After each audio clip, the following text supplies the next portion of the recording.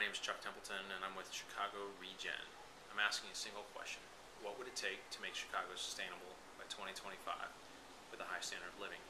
I'm going to look at ideas big and small all over the city that are happening in my life and other people's lives to figure out what we could do to make that happen.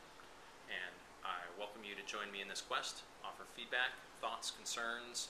How do we make it better? Let's do it as a group. Join me. Hello, my name is Chuck Templeton. I live in Chicago, Illinois. I have been spending more and more time trying to be green lately, and so a lot of people ask me sort of about how I got there or why, and so this is hopefully the story of how I got there and my worldview. So this picture was taken on 12/24/1968, so Christmas Eve, and it's often been called Earthrise, which was on the Apollo 8 mission, and it was a picture taken of the Earth sort of rising over the moon.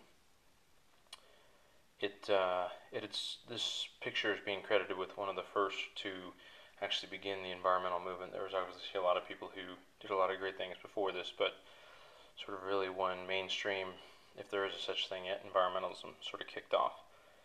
Growing up, I was always sort of did my part. I recycled, kind of had a green tint to myself, and did what you were supposed to do.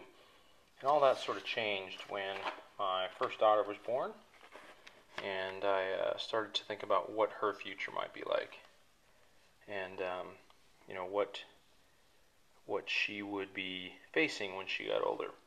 So after a while, I started to read some books, and read things like the Whole Earth catalog, and just trying to get an understanding of what's out there.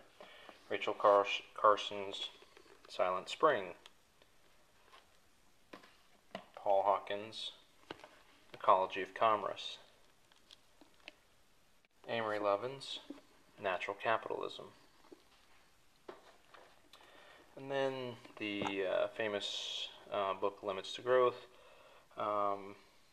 which was originally funded by the League of Rome to do and has been reprinted twice.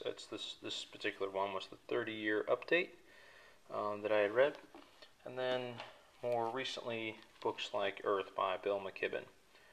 And so as I started to read these, I started to realize that there were some real challenges out there that we had as a society, and I kind of took that there were two sort of main issues that we had to be concerned with.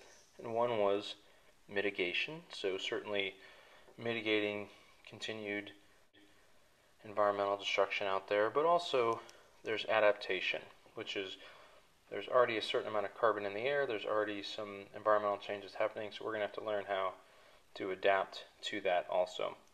So as I was thinking about this and sort of going through the exercises, the one thing that really became clear to me is that there were three constituencies that all needed equal attention to make this work. So there's people, planet, and profit. All three of them need to work simultaneously in our current economic system for ultimately there to be a long-term success of our